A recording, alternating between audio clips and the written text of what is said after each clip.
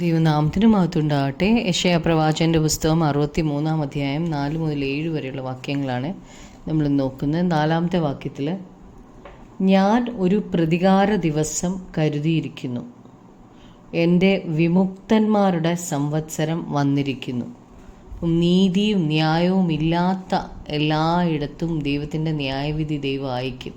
ഇവിടെ പ്രതികാരത്തെക്കുറിച്ചും വിമുക്തിയെക്കുറിച്ചും അതായത് വീണ്ടെടുപ്പിനെ കുറിച്ചും കാണാൻ കഴിയുന്നുണ്ട്. ഇവ തമ്മിൽ നല്ല ബന്ധമുണ്ട്. നീതിയും ന്യായവും അല്ലാത്ത എല്ലാം നശിപ്പിക്കുകയാണ് ദൈവം ഇവിടെ ചെയ്യുന്നത്. 5-ാമത്തെ വാക്യത്തിൽ, ഞാൻ നോക്കിയെങ്കിലും സഹായിപ്പാൻ ആരുമില്ലായിരുന്നു, ഞാൻ വിസ്മയിച്ചു നോക്കിയെങ്കിലും തുണപ്പാൻ ആരെയും കണ്ടില്ല. അതുകൊണ്ട് എൻ്റെ ഭുജം തന്നെ എനിക്ക് രക്ഷ വരുത്തി, എൻ്റെ ക്രോധം തന്നെ എനിക്ക് തുണ നിന്നു.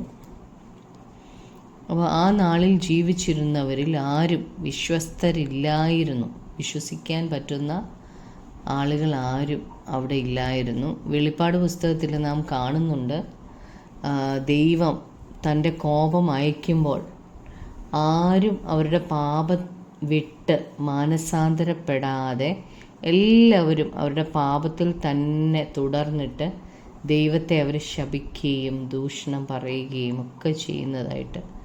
ആരും മശിഹായോടൊപ്പം നിൽക്കുന്നില്ല. എന്നാൽ ഇസ്രായേലിൽ ഒരു ശേഷിപ്പ് വിശ്വാസത്തിലേക്ക് വരും. അവർ വലിയ പീഡനങ്ങളിലൂടെ പോകുമ്പോൾ അവർ 2000 വർഷങ്ങൾ മുമ്പേ കുത്തിയവങ്കിലേക്ക് നോക്കി മശിഹായുടെ നാമത്തിൽ വിശ്വസിച്ച് മശിഹായെ വിളിച്ചപേക്ഷിക്കും. ഇവിടെ എൻ്റെ ഭുജം എന്ന് പറഞ്ഞാൽ മശിഹ എന്നാണ്. നമ്മെ വീണ്ടെടുക്കാനാണ് മശിഹ നമുക്കായി യാഗമായി തീർന്നത്. നമ്മുടെ പാപം മശിഹ ക്രൂശിൽ വഹിച്ചു, നമ്മെ വീണ്ടെടുത്തു. നമ്മുടെ പാപങ്ങൾക്ക് പരിഹാരത്തിനായി മശിഹ ശിക്ഷയേറ്റു. മശിഹ നമ്മൾക്ക് രക്ഷ നൽകി. ദൈവം ദുഷ്ടതയും അനീതിയും ദ്വേഷിക്കുന്ന ദൈവം. അതുകൊണ്ട് ദൈവം അവയെ നശിപ്പിക്കും. അപ്പോൾ ദൈവത്തിന് ദൈവരാജ്യം സ്ഥാപിക്കാനായിട്ട് കഴിയും. 6-ാമത്തെ വാക്യത്തിൽ, ഞാൻ എൻ്റെ കോപത്തിൽ ജാതികളെ ചവിട്ടി, എൻ്റെ ക്രോധത്തിൽ അവരെ തകർത്തു, അവരുടെ രക്തത്തെ ഞാൻ നിലത്ത് വീഴ്ത്തിക്കളഞ്ഞു. അപ്പോൾ ആദ്യമേ ക്രിസ്തു വന്നത് നമ്മെ രക്ഷിക്കാനായിട്ടായിരുന്നു. എന്നാൽ രണ്ടാമതിനിയും വരുന്നത് ദൈവം ക്രോധത്തോടെയാണ്. തന്നോട് ഉടമ്പടി ചെയ്യാതെ, താൻ ക്രൂശിൽ ചെയ്ത പ്രവൃത്തിയിൽ വിശ്വസിക്കാതെ അവ തള്ളിക്കളഞ്ഞവരെ നശിപ്പിക്കാനാണ് വീണ്ടും വരുന്നത്. ദൈവത്തിൻ്റെ ന്യായവിധി ദൈവരാജ്യം സ്ഥാപിക്കുന്നതിന് തടസ്സങ്ങളെല്ലാം മാറ്റിക്കളയും. നീതിയും ന്യായവും വിശുദ്ധിയും നിറഞ്ഞ ദൈവരാജ്യമാണ് മശിഹ സ്ഥാപിക്കുന്നത്. അതിനായിട്ട് മശിഹ ചെയ്യുന്നത് അതിന് വിരോധമായിട്ടുള്ളവരെ എല്ലാം നശിപ്പിക്കുകയാണ്.